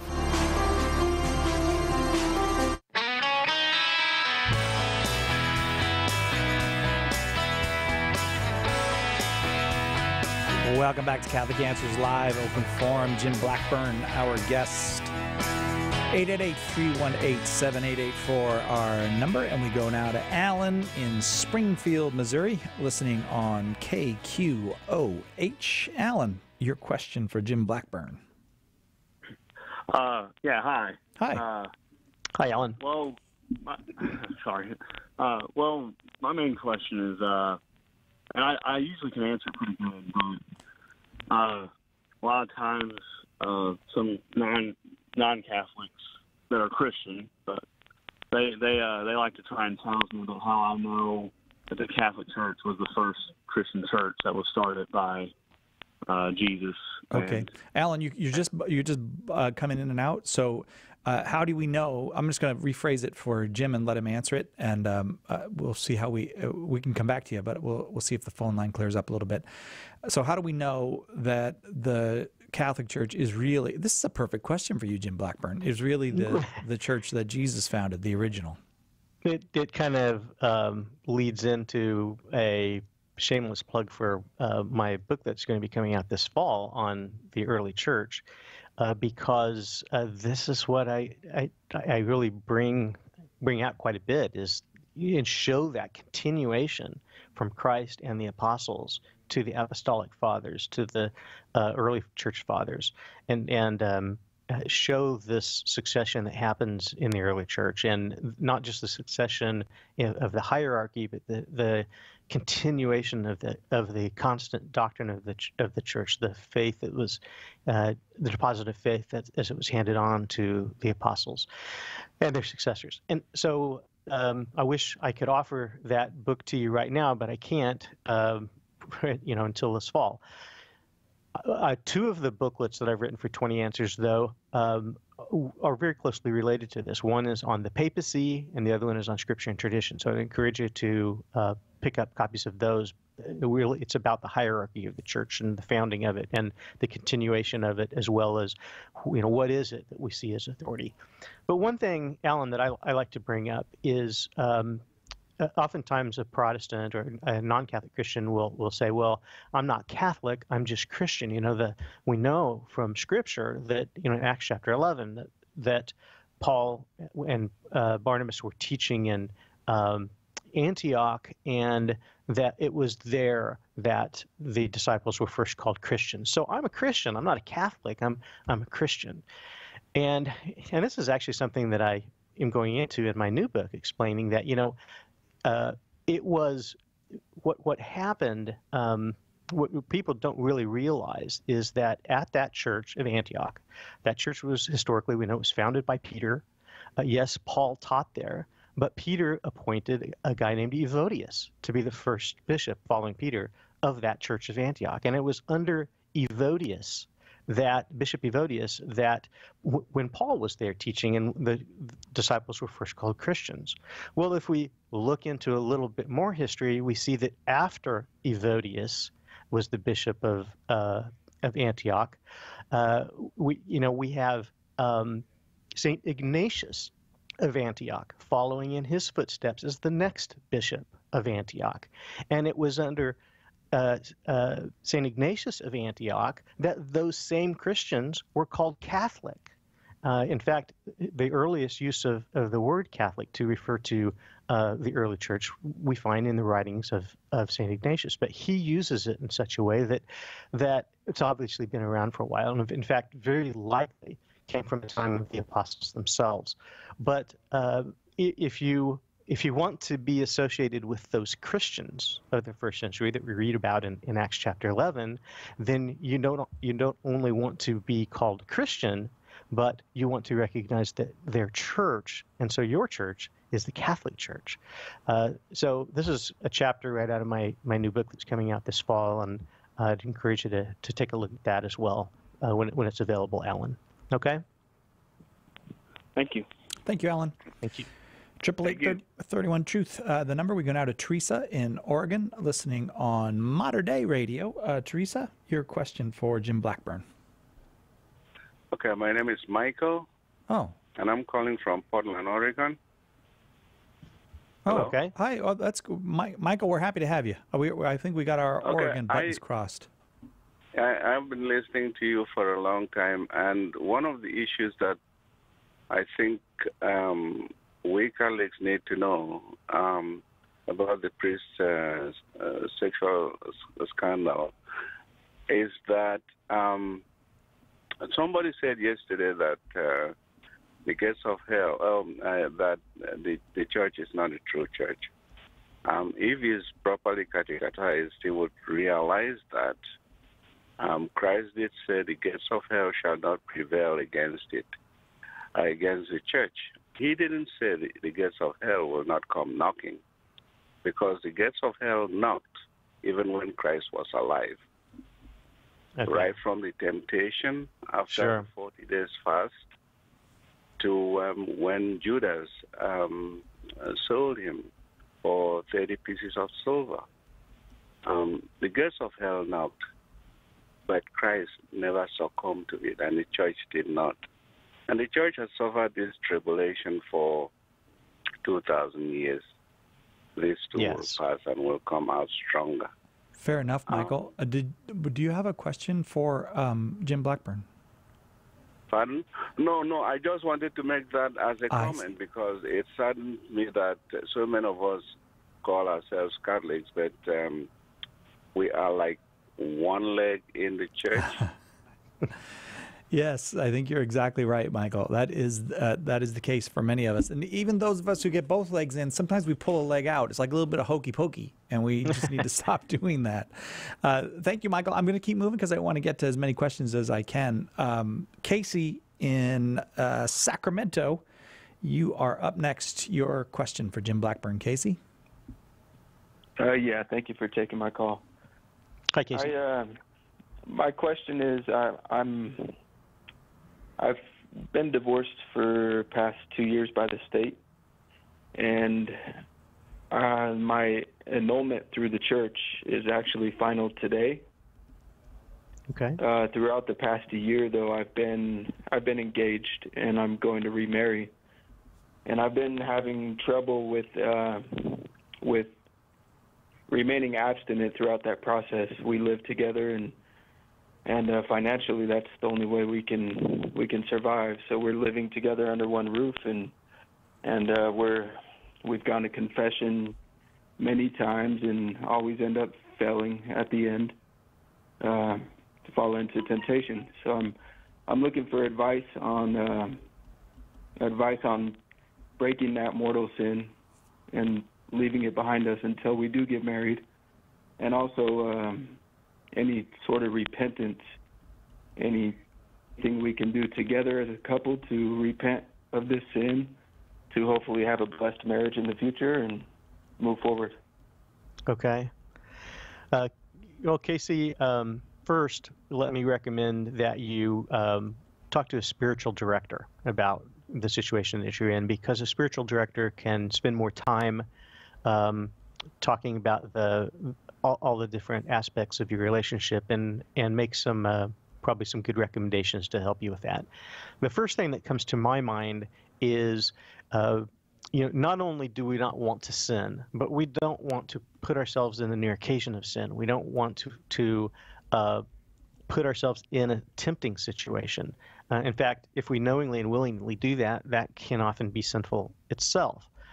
You mentioned that you're living together and that you need to, well, I guess financially, I would look at until you're married, do what you can to not live together. And I know that might be a struggle, but I can tell you nothing is worth leading yourself into sin for. If it's a financial struggle, the difficulties there are far, far less significant in the long run than falling back into sin. And you said that you've been to confession, and yet you keep falling back into the sin. Knowing that, I would encourage you, very strongly encourage you, to eliminate that situation. I think you and your future wife would be very happy down the road if you do that now. You will look back and realize that was the right thing to do, and feel very blessed that you did that. Especially if it works, it keeps you from falling back into sin. We also, when we're in a situation like this, we have to be cognizant of what do others think about this. I assume your friends, your family knows that you had attempted marriage before. That's been annulled. A declaration of nullity has been granted to you on that. So you're not married to anyone right now, and you're planning to marry this woman, but you're living together now. What are they thinking about you? Are they looking at you and thinking, wow, Casey, it's all right for Casey, especially say your younger relatives. Are they looking at you and saying, well, Casey apparently thinks this is okay, so I'm going to move in with my girlfriend. This is called scandal. So not only do we want to avoid sin ourselves and avoid the near occasion of sin, but we want to avoid leading others into sin. So those are the big things I would encourage you to think about. Talk to a spiritual director about it, and see if you can make those changes that are necessary to keep from falling into sin, so that when you do finally get married in the church, and and can be assured that this is a valid marriage this time around, it will be that much more beautiful, and the wait will have been worth it, and it'll be a blessing to you and to your future wife. Okay, Casey. Okay. Yeah, thank you very much. That all makes sense. Do you have any advice as far as finding the right spiritual guider, and how do I go about finding somebody who can help me with that? Casey, I would talk to your your local parish. Just call the parish office or stop into the parish office and ask for recommendation. It could be a priest. It could be a religious. It could be a layperson who has a degree in pastoral ministry. So there could be a number of people, but I'd start there and see what you can find. Just make sure that the spiritual director is authentically Catholic and will not give you bad advice. I've heard some stories about that. So just ask for a very Orthodox Catholic spiritual director, and I think that'll help. And if I could make one more recommendation to you, Casey, in my booklet, 20 Answers, Divorce and Remarriage, I spend the first several chapters explaining what authentic marriage is and what Jesus did in elevating it to the dignity of the sacrament, and how we should all approach marriage and see ourselves as Christ-like to our spouses, and help each other to get to heaven, just as Christ helps his church to get to heaven. These kinds of things. And I do all this so that I can point out the ugliness of divorce and the necessity for annulment and what needs to take place before remarriage. But I'd encourage you to take a look at that booklet. If you don't have it, maybe we could have the call screener send them a copy of that, because I really think especially the first few chapters, Casey, would, if you and your fiancé sit down and read it together, I think it can help you see the beauty of what you're entering into down the road, and why doing what you're doing now can reduce the dignity of it. Casey, stay on the line, and we'll put you through to Marie will come on and get your digits to send you that book if you would like it. Hey, you can become a parish partner and distribute Catholic Answers Live materials like bumper stickers, window clings, bulletin inserts, info cards, other materials at your parish.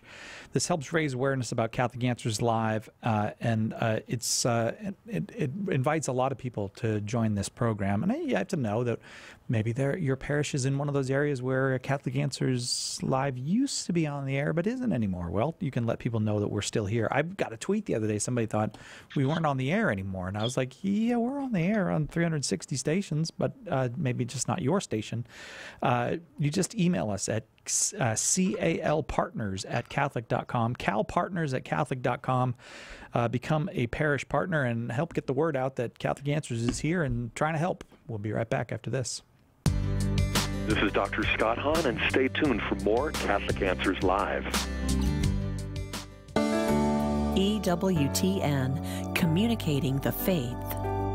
Here's one thing that I would recommend, what I call gap time. So, for example, you're driving in the car. When you're at home, maybe doing dishes, what are you listening to on the plane? See, I use all those gap opportunities and fill those gaps with things that are going to strengthen and deepen my faith. So I listen to EWTN podcasts all the time because I also want to learn and grow and deepen in my faith. St. John Paul II stated that, for the disciple of Christ, evangelization is a duty, an obligation of love, and the Catechism of the Catholic Church states that evangelization is necessary for salvation. So we know we're called, but how do we do it? St. Paul Street Evangelization can help. To learn more, contact us at streetevangelization.com. That's streetevangelization.com.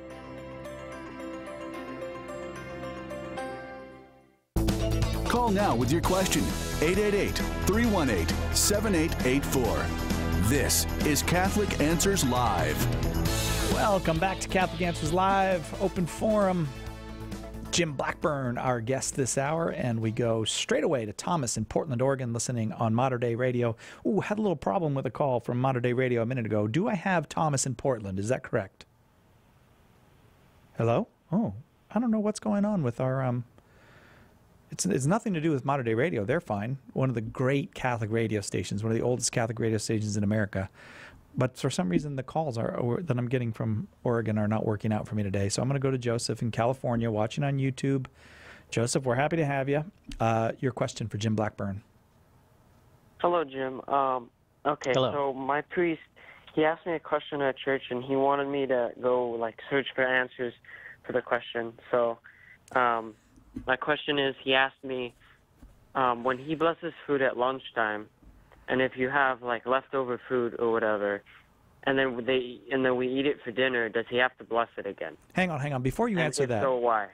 Jim, so this is homework that you got from your priest, and you're calling Jim Blackburn to do your homework for you. Am I correct in that, Joseph? Well, this is one of the ways I find answers to certain questions that I have. So. Oh no, we're happy to have you. We're happy to have you. I just wanted to make sure I understood. Okay, prepare, because this is going to be a fantastic answer. I know it is because of Jim Blackburn. Your priest is going to love this answer. Well, Joseph, what do we do when we bless something? A blessing is intended to set something aside for a good, and especially a good towards God, toward His church, towards our love of God, and all of this. Set something aside for a sacred purpose. And when we bless our food, we're asking God to make this food a blessing to us, so that we then can do our work as Christians and such. But once something has been blessed, it doesn't lose its blessing until it is what the church terminology would be on this is if it's been converted to profane use. Now, profane is not quite as ugly as it sounds. Profane just means if it's no longer going to be used for a sacred purpose, now it's being used for a profane or a secular purpose. Well, as long as that food is still intended, for us, and we intend that blessing of that food, it's not going to lose its blessing. So it wouldn't be necessary to bless it again. But you know what? I pray for blessing every time I eat, even if I'm eating leftovers and I prayed for it before. It's not going to hurt.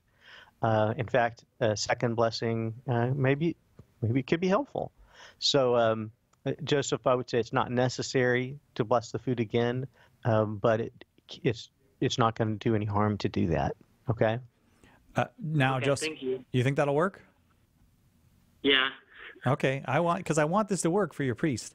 I thought what Jim was going to say was when you bless food, if you put it in the refrigerator, then the blessing keeps. But if you leave it out on the shelf, then the blessing will go bad. But that was not. I'm not a very good theologian. I would say though, let's say, Cy, you bless the food, or you have even Father over for dinner, and he does a blessing over the food, so you have a priestly blessing over your food, and then you're eating it, and you have leftovers. The next day, you decide, I'm just going to feed this to the dog. It has then no longer been set aside for a sacred use. It's set aside for our animal to eat, and therefore, I would say it would lose its blessing at that point. That's just an additional thought I had on it. Okay, so no, I get that. That's right. So now it's no longer being set aside, and it kind of just Jim Blackburn doesn't like dogs. That's what you're saying. I do. I have a dog, and I like to feed her leftovers. So, I got a question for you from Facebook, from Aaron on Facebook, and he typed it in. He's he said, a family member is getting married in a Methodist church. They asked me to participate. Am I allowed to do so? Now, Jim, I don't know what the word participate means in this context, so you'll have to maybe fill that in. Okay. It's a good question, one that comes up from time to time, and it's one I actually answer in my book on 101 Quick Questions on Marriage, Divorce, and Annulment. And it's going to depend. If this relative is not a Catholic, never has been, and the person he's marrying is not a Catholic, never has been, then their marriage in a Methodist church, the Catholic Church is going to recognize that as being a valid marriage, and there's no reason why you can't attend that wedding, either as the on the side of the bride or the groom, or even participate as a groomsman or a best man. You could even do that. That would be okay. The problem that we run into sometimes is when you've got a Catholic who maybe is a fallen away Catholic, and he's going to get married in the Methodist Church or a non-Catholic church, and he doesn't get a dispensation from his bishop. That's a Catholic. Once you're a Catholic, you're always a Catholic in the eyes of God and in the eyes of the church. And when you're a Catholic, you're subject to the laws of the church. Jesus said that first to Peter and later to all the apostles with Peter, that what you bind on earth is bound in heaven, what you loose on earth is loosed in heaven. The Catechism of the Catholic Church tells us that under that umbrella of binding and loosing comes the church's authority to impose certain laws on the faithful for the good of the faithful. Well, the church has done that when it comes to marriage law, and one of the laws the church has instituted is that Catholics must either get married according to the Catholic form of marriage, which would be in the Catholic Church ordinarily, or if he's going to get married another way, he needs to have a dispensation from his bishop. The bishop needs to formally approve that. Especially if he's marrying another Christian, or even if he's oftentimes marrying even a non-Christian. There are certain nuances here I'm not going to go into the specifics of, but the permissions are ordinarily required. So to wrap this up, I would say, Aaron, if they're not Catholics and never have been, you can attend, you can participate, rejoice. The Catholic Church, God is recognizing this as a valid marriage as far as we can tell. If one or the other is a Catholic and has not gotten a dispensation because he's a fallen away Catholic, then I could not participate in that because the church isn't going to recognize that. God's not going to recognize that. And so therefore, who am I to recognize that? And my opinion would be not to support them in that, because they're going to be entering into a situation that looks like marriage and that they believe is marriage, but in actuality, it's not marriage. One additional resource I would give you on this, Aaron, is back when we used to have the Catholic Answers blog, I did a couple of blog posts titled "Should I Attend or Not?" And it was a two-piece blog post, and where I give my initial response and then I follow up on some questions that I got asked after I posted it. So go to Catholic.com and look for "Should I Attend the Wedding or Not?" It's titled something like that, by me, Jim Blackburn, and I think those could shed some additional light on why, if this is not going to be a valid marriage, we wouldn't want to participate or attend even. All right, so I hope that helps, Aaron. Thank you, Aaron, for that question. Let's see if I think we have time for one, but maybe two, I don't know. But Benjamin in Rhode Island, listening on the Catholic Answers app, could you make your question or phrase it as quickly as you can to give Jim a chance to answer? Yes, no problem. So my question is that, so we see in John's Gospel when Jesus is on the cross and he says to the repentant thief, "This day will be with me in paradise." But we know that Christ didn't ascend into heaven until a while later. So would you be able to explain kind of what he meant by that? And I ended up looking back at the Greek, and it's like the word day is like the word day. And I was wondering if you could kind of touch on that. Let me ask you, Benjamin, where's the comma? When you went back and looked at the Greek, where is the comma placed? And that's a trick question because there are no commas in the Greek. And so we really don't know when Jesus said this, did he say, I tell you, today you will be with me in paradise? Or did he say, I tell you today, you will be with me in paradise? This is just one possible nuance we can look at here and say, what did Jesus mean when he was saying this? But let me leave you with a resource, another article I wrote many years ago, dismissing the Dismas case. Dismas was the good thief on the cross beside Jesus. And I go into the question you've asked and several others about Dismas and being in his promise of paradise. So I hope that will help you, Benjamin. So Benjamin, sorry we had to get you in real quick there at the end, but thank you for the call. Jim Blackburn, thank you for another fine hour of Open Forum. Thank you so much for having me, Si. God bless you. And people can find you at jimblackburn.com. jimblackburn.org. Oh, I almost had it. jimblackburn.org. Go and take a look. Find Jim. Tomorrow, Dr. Stacy Trasenkos will be here. We're going to talk about faith and science. As a matter of fact, we're going to talk specifically about evolution. Looking forward to that conversation with chemist and theologian Stacy Trasenkos. See you then, God willing, on Catholic Answers Live.